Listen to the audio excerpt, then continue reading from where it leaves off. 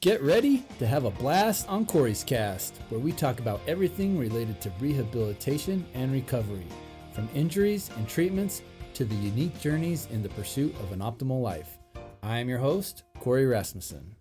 Welcome back to another episode of Corey's Cast. Today's special guest is Matt Mckinlay. He's a distinguished physician assistant with board certification and more than 2 decades of experience, specializing in joint pain management, hormone optimization, and weight loss. Known for his innovative approach to medical treatments, Matt has earned a stellar reputation among his peers and patients alike for delivering exceptional healthcare outcomes.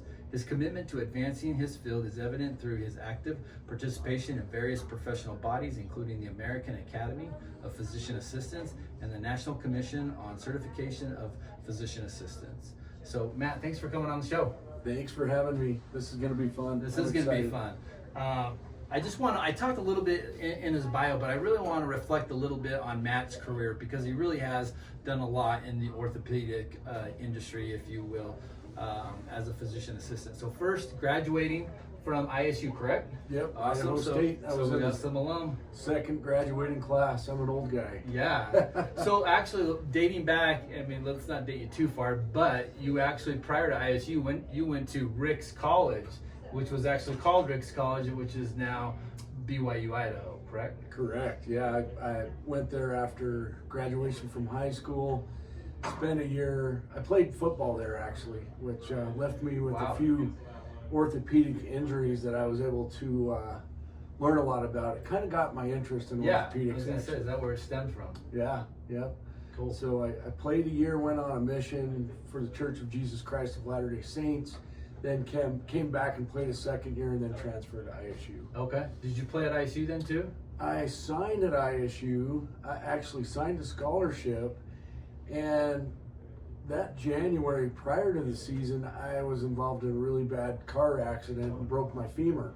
Oh, jeez. So it slowed me down a little bit, so that kind of ended my football career. That'll do it. But it certainly got me thinking more about what I needed to do in life and got me more directed towards actually orthopedics. Again, another orthopedic injury. For sure, yep. So, awesome. Yeah.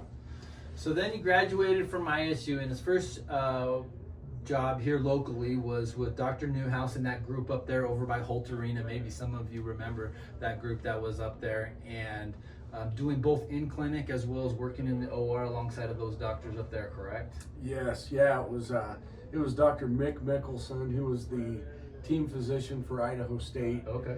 And then Ken Newhouse eventually took that role over, and Steve Coker. But I got to give a shout out to all of those guys. They were great mentors, all in different ways.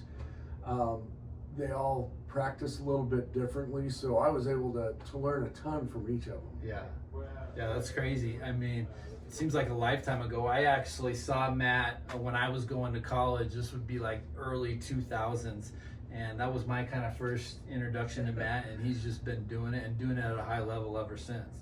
So after that, you transitioned to kind of a new setting and getting more experience. So you kind of joined up with the late Dr. Johnson up at Idaho Sport and Spine, where you kind of had more of a spine focus then, right? Yeah, that was a bit of a shift in gears, if you will. But Chris Johnson, if you ever knew him, he's a guy, if I ever make it to heaven, I hope he's there to introduce me. Yeah, right. Because he can make you feel like the best person in the world. But I practiced with him for a couple of years, did a lot of spine and even some more sports.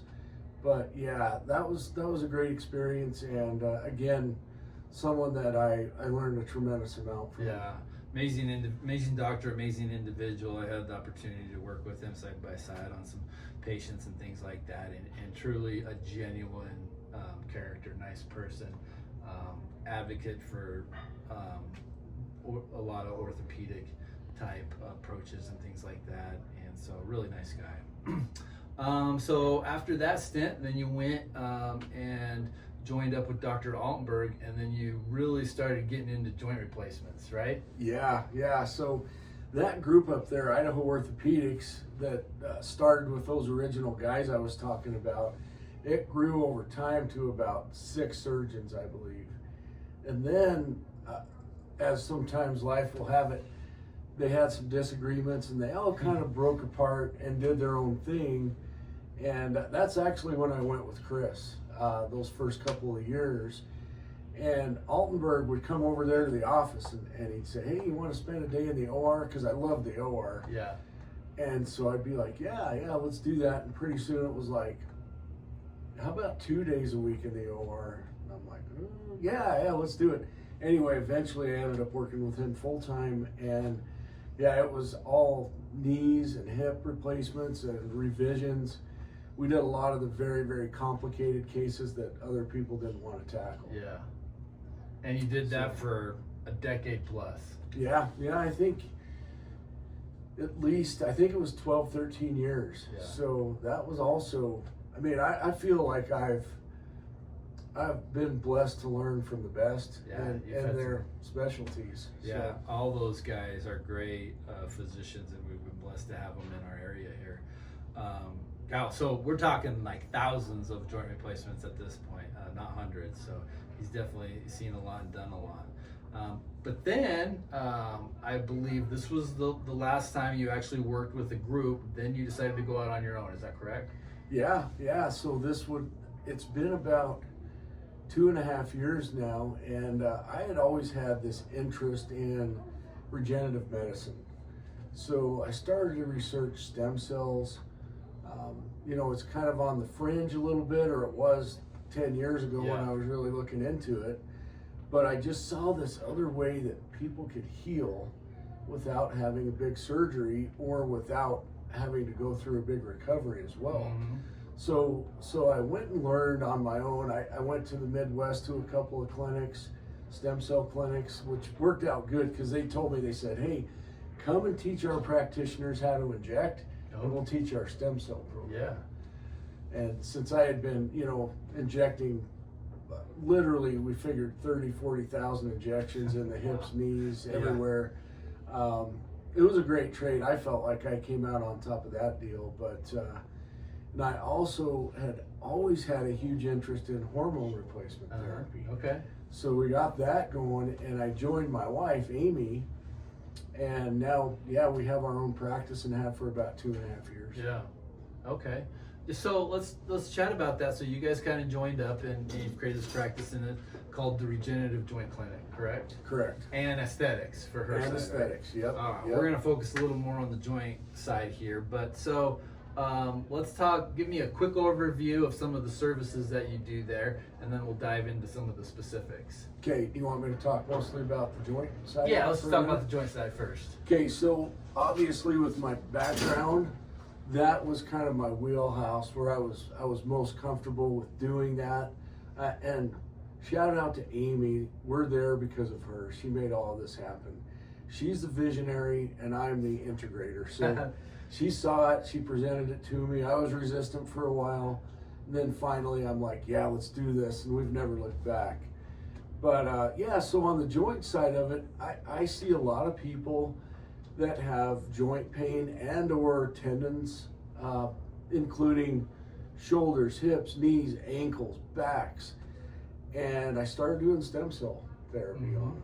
And at first it was a little, I had seen people do it and I'd seen some results which actually surprised me at how good the results had been.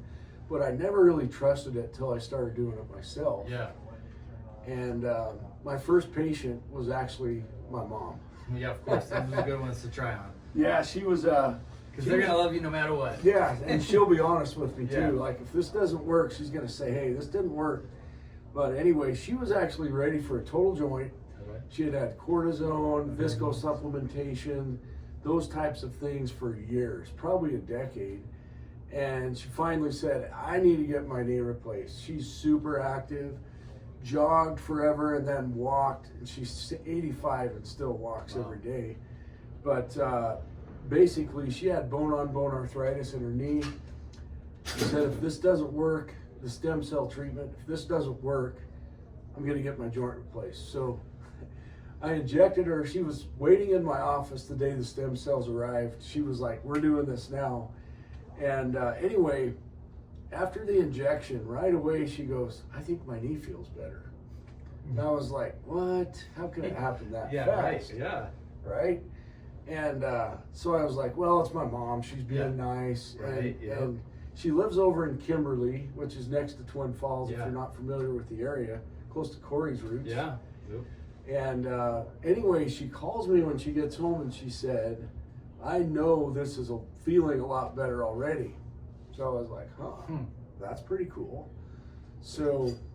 And that's not typical for other types of injections. You put a needle in there and it's usually a little sore for the can be sore for weeks. Yeah. So that happened, and I was like, okay. It was like my first inclination that this stuff really works, because I grew up in the world of treat it for a while, little bit of cortisone, and then operate, because that's what surgeons do. Right. Yep. Right. So I really had to change my mode of thinking, but that was the start. And she's 3 years out now. Well, not quite 3 years out from her treatment, and she's still really doing well. Nice. So, and from there it evolved to all the joints. And the last thing I started doing, which is about a year ago now, was backs and necks.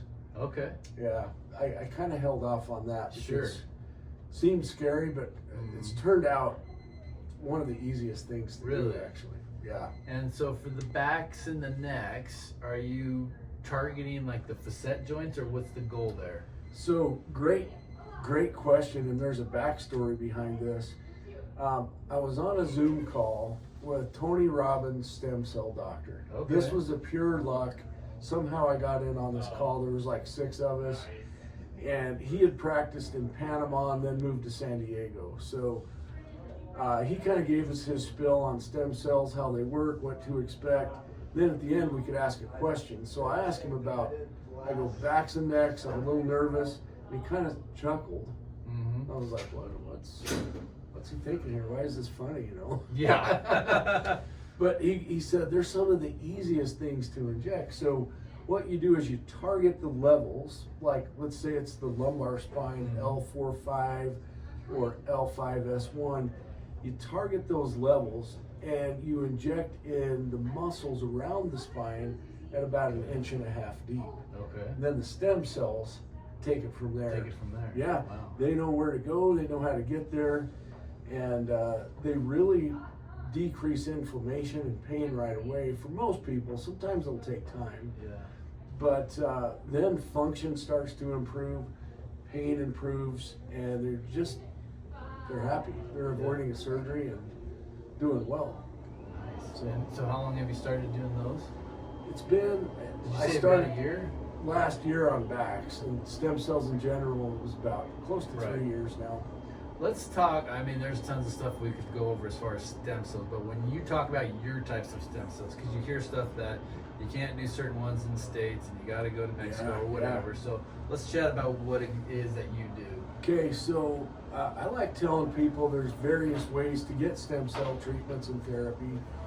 You can take the stem cells from your own body. You can get it from fat or bone marrow. Those are both fairly extensive procedures.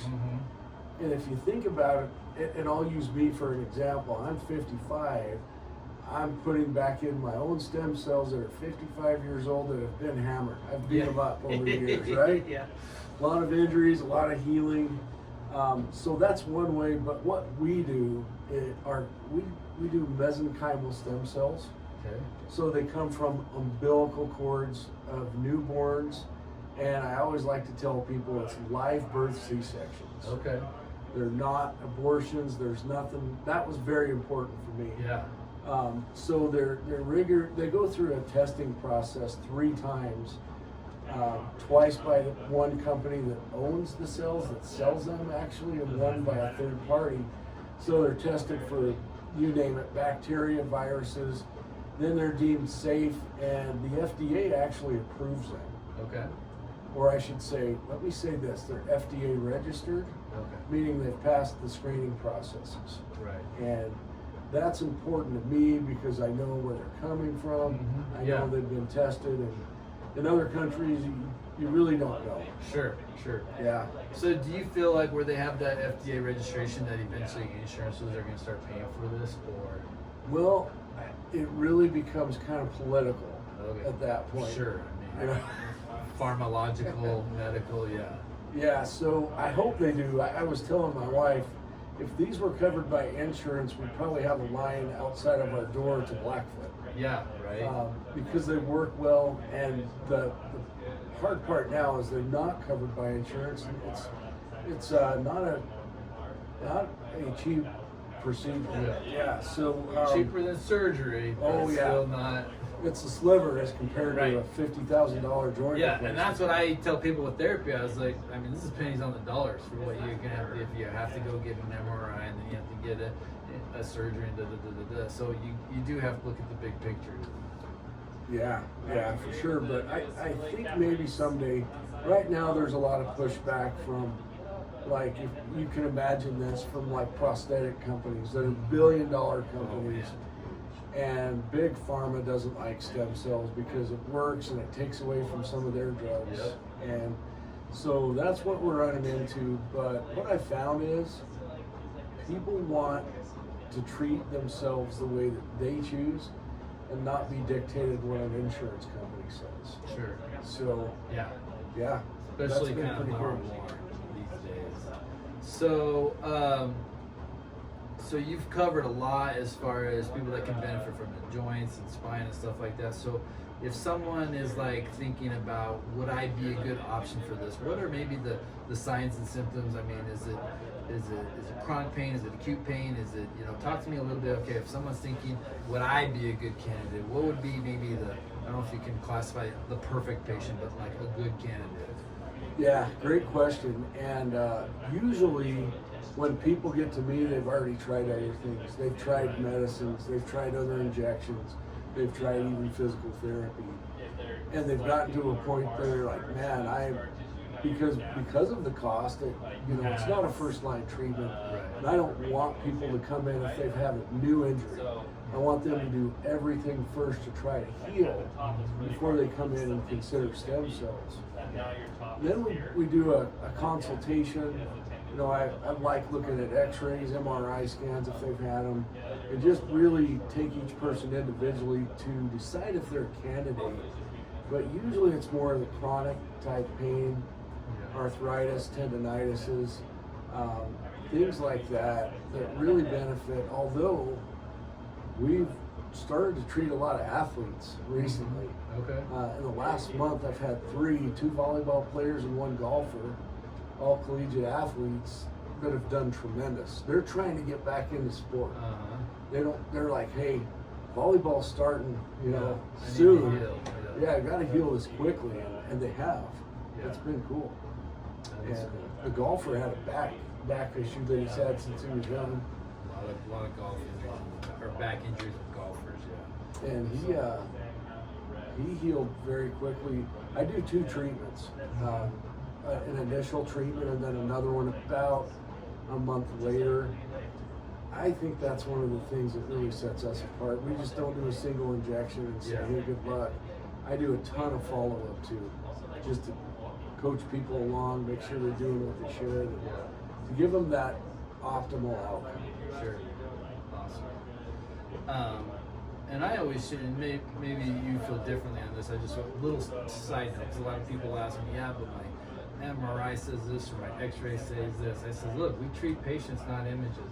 Like, I can't tell you how many people I've seen with the worst MRI and they got no pain. And then you get someone who, it looks pretty normal, and they're dragging their leg around.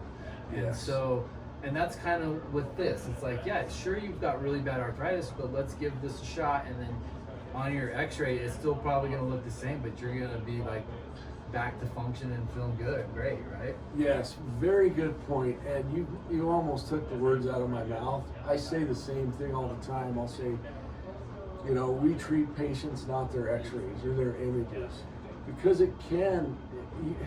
One example is you might see x-rays of 2 knees on the same person. One may look pretty good, like good joint space left. The other one may look trashed, bone-on-bone arthritis, but they're complaining of pain in the knee that looks good on an x-ray. So it's really patient specific, and that's one thing where I think traditional medicine is not good at. Right. Like they'll look at an x-ray and go, well, this one's bad, this one that hurts looks really good, so we're going to focus on the one that looks bad. Yeah. Which they shouldn't be. It should be focusing on the actual pain. 100%. Yeah. All right. Okay, so stem cells, great option for treatment there. Let's talk about another service you provide, peptides. So that's a hot topic in a lot of worlds, in weightlifting, in athletes, as well as it's gaining more traction when I go to these surgical conferences, as far as talking about biologics and things like that to promote some healing. That's not quite as expensive as stem cells, but maybe another good option to assist with the healing process and helping with some of our other natural mechanisms and things like that. So first of all, talk to us a little bit how you kind of got into peptides and maybe some of the common ones you use and how you see them being beneficial. Awesome. This guy's got great questions. Yeah, I love it. But yeah, peptides, so just so you know what they are, they're chains of amino acids that are positioned together in a certain order to get certain benefits. They're super safe. They have a short half-life, which means they'll be out of your system fairly quickly. So, great point about a lot. So, let me back up. Peptides have been around for quite a while, years, but they're just becoming more mainstream, but they're getting better and better. Some of the more common ones that we use, one is called CJC 1295 ipamorelin. So it's two peptides that are blended together, and it really helps the body naturally produce more human growth hormone. Okay. So outstanding for recovery, outstanding for energy, outstanding for metabolism, outstanding for blood sugars. Yeah. That is one of my favorites. I've done it probably 6 rounds or so in the last couple of years, and I really notice a difference in the gym. Okay. Yeah. And you're talking about you specifically, then. Okay. Yes, yeah. I don't prescribe anything that I've never tried. Okay. Because, so peptides are like stem cells in the sense they're not covered by insurance. Sure. They're considered quote unquote experimental. So there's some other ones. One is called Wolverine, and it's got BPC 157, and then 3 other peptides that I won't go into their long names, but it's designed for healing and recovery. Right. We have a lot of people that use those after surgery, or even to recover from injuries. Athletes, I've had some triathletes that say it's amazing how fast they recover. Yeah. In the training phase and post event. Yeah. So those are 2 of my favorites. There's also one called NAD plus, which is more geared towards brain and neurologic function and recovery, I've heard of that. and actually promotion of stem cells. So helping your body produce more stem cells. Now, that one I'll say we've seen some really awesome results with in some older folks. Yeah. That might not be something that a 25-year-old triathlete needs, but someone that's in their 50s or 60s or even younger, I mean, let's be honest, we've seen some good results with those too. Yeah. Okay. Right on. So those are kind of your 3 big ones that you're working with. Yeah, you can get BPC 157 by itself. In fact, that's kind of well known because of Joe Rogan. Yeah. He's done a lot of talk, a lot of podcasts on that actually. Yep. And we have that by itself, or you can mix other things in with it. We get ours, just so you know. There's a lot of these online, and you don't know what you're getting. You don't. That's Ours, the problem. Yeah, it's bad. I have people all the time. They'll send me pictures of vial and say, "Hey, how do I mix this? How much do I take?" And I'm like, I can't give any advice. Sure, I have no idea. Saline, it might be, who knows what's in it. We get our stem cells from a pharmacist that compounds them, so they're pre-mixed. And this guy did a peptide fellowship at Yale. So He is very. He knows what he's doing. He knows what he's doing, and he knows how to make it work. Yeah, I would be very cautious about online stuff. Yeah, as far as that I goes. would too. I can echo those sentiments. You hear some bad stories. Plus, they're not cheap, and you're just throwing your money away for things that aren't going to help you and could possibly be harming you. Well, and one other peptide. I should have said this first, but the GLPs and GLP-1s. Okay, yeah. Those are peptides. Those are what people are most commonly probably know. Right? Yeah, people know those like Ozempic, Mounjaro, trade name generic name tirzepatide and semaglutide. A lot of people have heard those. Those are also peptides that are designed to decrease insulin resistance, and then they end up aiding with weight loss tremendously, which helps with cardiovascular function, inflammation. Those, in my opinion, since I've been practicing medicine, have made the biggest difference. As long as they're prescribed correctly. Right. They can be overused. Sure. Yeah, it seems like they can be a big game changer. Okay, so that's kind of encapsulates most of the musculoskeletal stuff that you do, correct? Yeah. But you have some other services such as IV therapy and hormone replacement you had mentioned before. Let's dive into that a little bit. Let's start with the hormone replacement. Now, yeah, so this has been something you've been interested in for a while, as you mentioned earlier in the show, even though you've been, embedded in the orthopedic realm. This is still something that has been an interest to you. So talk to me a little bit about maybe what's driven that and how are you dealing with it now? Great question. Yeah, so I started really studying hormones probably 15 years ago, and just how they work, what they do, and when we lose them as we age, what happens. So, first of all,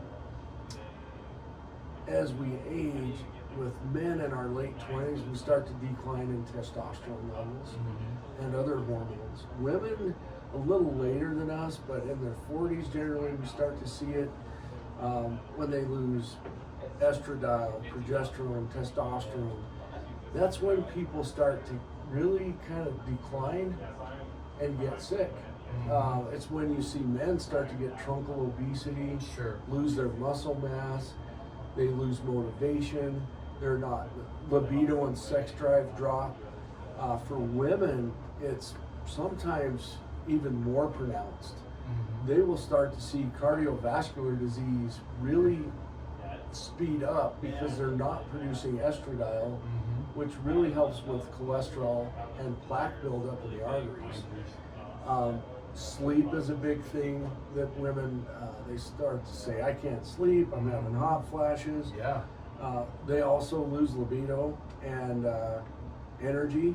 Energy is probably the number one thing I hear from males and females. Yeah, but so I got interested in it. Amy and I started doing it together. She's got a huge love for this as well.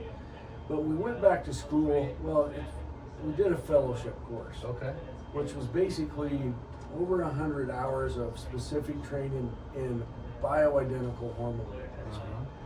So what we do is replace the hormones from the same exact chemical makeup that your body makes to give you back what you don't have, what you once had.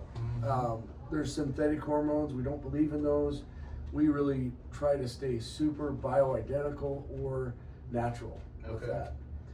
And that is probably the best or most satisfaction I have had in my entire career. Because people will come in kind of just at the end of their rope. Man, I don't feel good. I'm not myself. Even depressed. I'll have a lot of people say, man, I'm just getting through life right now, and you get their hormones optimized, and it like opens a world. And it's fun because Amy and I went through it ourselves. So we've been there, and we can really relate to people and share experiences. But when they turn around and start feeling good, it's really cool. Very rewarding. That's cool.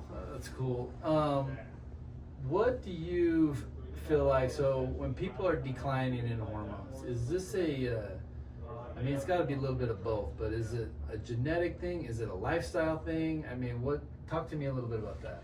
Yeah, well, great point, because I think it starts out genetic. Like we're not making more hormones as we age, obviously, right? So we're going to decline. But that then turns into more of a lifestyle issue where it's like, man, you know, I used to be active. I used to get home from work and go out and play catch with my kids. Now I just want to sit on the couch. So, you know, that starts kicking in. Then guess what? Weight gain comes on. Mental function declines because they're not actively engaged. In fact, that's a big thing, is mental decline. So the genetic component where we all age, and we believe, okay, let me back up one step. We were not taught in school about hormones hardly at all. Right. Maybe a few hours, just scratching the surface. So when practitioners come out, whether it's a doctor, nurse practitioner, PA, no one has a very good education. We skim through it. So to learn how to treat this stuff, you have to educate yourself and deep dive. And that's why we did the fellowship course. But people kind of go through this mentality of, I'm just getting old, that's how it is. Yeah, right. Right? Yeah. Like, oh, that's normal. Well, we 100% disagree with that. Okay. We believe you can age in the way that you want to, living basically a healthy, happy, abundant life that you love. I mean, we feel better now in our 50s than we did in our 30s. Sure. Yeah. Just being honest. And it's when people get that back, it's like I said, the world opens up and they're just so grateful. Yeah. It's fun to see. So what would you say to someone who's like me, who just wants to be jacked? And so, well, but I don't know. I can't justify. I don't feel like I have a decline in energy, and I'm not tired, and I feel like I'm sharp. Some days, not so much. But yeah. Well, we start out with a comprehensive lab panel. So we look at all the hormones: testosterone, estradiol, progesterone, DHEA. And then we also look at blood cells. We look at red and white blood cells. We look at kidney function, liver function. We look at a diabetes panel. We look at a heart panel. We look at thyroid. Because there's a cascade of events, right? When Yeah, a lot of times, the reason people don't like to do this is because it's hard. It's not just like, oh, here's a prescription. Okay, yeah. You're good. As a practitioner, yeah. As a practitioner, yeah. So we do this comprehensive lab panel. We also look at vitamin levels like vitamin B12 and D, and inflammatory markers. But we sit down after that lab panel for about an hour and go through those labs in detail with our patients. Yeah. Because no one has ever done that. And we want them to not just have someone tell them what to do. We want them to be educated and understand why. And that makes the biggest difference, because then they say, oh, this is why I feel like crap. Yeah. Look at these levels. Or, well, this says it's normal on my labs, but why do I feel like crap? Well, it's because labs give you numbers. It's kind of like treating x-rays in orthopedics. We don't just treat labs, we treat the symptoms. Right. Or get to the root of the problem. Yeah. That makes sense. Trying to remember what my follow. Okay, so once you go down this road of hormone replacement, or are you guys calling it hormone replacement or hormone therapy, or what's it? You'll see it very commonly called HRT, like if you go online, but we call it HOT. Okay. First of all, the girls in the office said, we would rather have it hot, right? Yeah. Say HOT. But we're looking at optimization instead of just replacement. Awesome. Yeah. So then is this is like now and forever once you start it? Yeah. I get that question all the time. Do I need to be on this forever? And I said, well, it's up to each person. But when you go off, you will go back down to where you started. You're going to go, the body doesn't produce more. Does it go worse? Yeah. Over time, we end up losing more and more of our hormones. So optimizing those at a safe, healthy level, that's the key, and then just keeping it there. Yeah. And we've had some patients that have started a program, done it for a while and said, oh, I don't know if this is really helping. They'll go off. A couple of months later, they're calling back. Yeah. They're like, oh, I didn't realize how good I felt. Right. So when they go back down to baseline or where they started, it's like, oh, okay, Yeah, you big see eye the opener. difference, Yeah. for sure. All right, last one, IV therapy. Talk Okay. about that. Really hot topic. There's clinics all over the U.S. I mean, even Las Vegas, they'll have them in casinos now. Right, I thought I've seen that. It's kind of funny, but we like to use that as kind of a bonus in our clinic. It's not our wheelhouse. It's not, we're not, advertising IV therapy, but there's some great IV therapy that we have. In fact, that NAD we were talking about, Yep. you can give that in an IV form. Okay. We do a lot of what's called Boost, which is really a bunch of vitamins and minerals to strengthen your immune system. There's one my wife loves, it's called Radiance. Everything I told you about, plus stuff in there for collagen and for skin repair.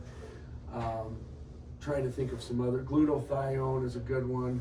That really detoxifies the body, so that's a good one. There's some for like tissue repair, amino acids to help with recovery. A lot of athletes will do those. So we see in that, again, it's not something we're really pushing, but people love them. Yeah, and they help. It's not so much of a routinely thing, it's just kind of an as needed kind of thing when people are feeling like maybe cold season's coming on, they want to get the immune boost, or maybe they've gone through a training sequence for a certain event and then they just feel kind of broke down, so now they're going to do a different one. Or how do people approach that? They very differ in that. So there's some people that do them fairly routinely, every week or two, which my wife does them every week. Okay. Amy loves doing Boost IVs every week. I hate IVs, so I don't know if I ever get sick enough to want to volunteer and go get one. Yeah, but like you mentioned, we have a lot of people that'll do them kind of as needed, or if we have one that's a immune system IV that really helps boost your immunity right before a cold season. That's pretty popular. There's one called Build, and again, that's one that is more geared towards athletes and so forth. But yeah, it really varies. Some people are very regular, some are, kind of as needed. Cool. Well, that is a ton of awesome information, Matt. I really appreciate that. Is there anything else that maybe we haven't covered that you're just a huge advocate for that you want to share with us? Well, I'll just tell you, we're a huge advocate for our patients. Yeah. And when we opened this clinic, we wanted to open it in a way that if we were patients, this is how we would want to be treated. So in our office, we don't charge for office visits. And we feel like if we're helping you, you'll want to stick with us. Yeah. If you're not, then we're not going to ask you to. Yeah.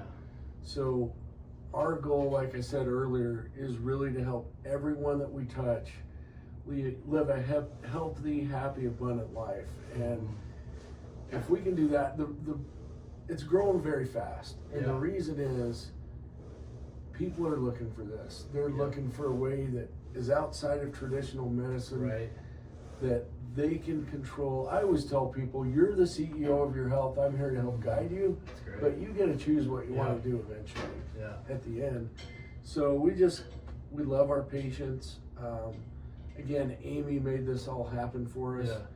But And what I want to highlight too is that we've talked a lot of medical jargon and medical stuff here, but when you go to your guys' facilities, it's so welcoming. It's not like a sterile hospital. I mean, that's probably got Amy's touch to it, but it's like a welcoming spa, and it's really the environment. It's the people that you have working there that's so inviting and well. And that's so important for a healing environment to have. And so I think that's something like you said, where you just, what kind of environment would I want to walk into, how would I want to be treated, and starting there and building your practice based on that has been an awesome approach, and I really think that can set you guys apart and lead to some of the success and the good outcomes that you're getting. So awesome. Thank you. That's kind, and that's exactly how we designed it. One of our core values is exceptional customer experience. So when someone walks in our doors, we want to know, well, we want our staff, if I'm not up front, which I'm usually not, we want our staff to know who they are. So they're not coming in like a sterile doctor's office and saying, hey, sign in here, go sit down. For us, it's more like, hello, Jake, how you doing? Maybe, talk a little banter back and forth if we know you pretty well. But we want everyone to feel like family. Yeah, sure. And you get that there. So thanks again. This is Matt McKinlay. He's got a clinic here in Pocatello over there on 18th Street in the old Rocky Mountain Surgical Center. It's called the Regenerative Joint Clinic and Aesthetics. And then they've got a clinic already in Twin Falls, and who knows how big this could get. They're visionary and they're doing good things. So thanks again for coming on the show and spending some time with us. It's my pleasure, Corey. I've known you for a long time, and I appreciate you having me on. Yeah. Don't forget to like, share, comment, and subscribe for more videos like this.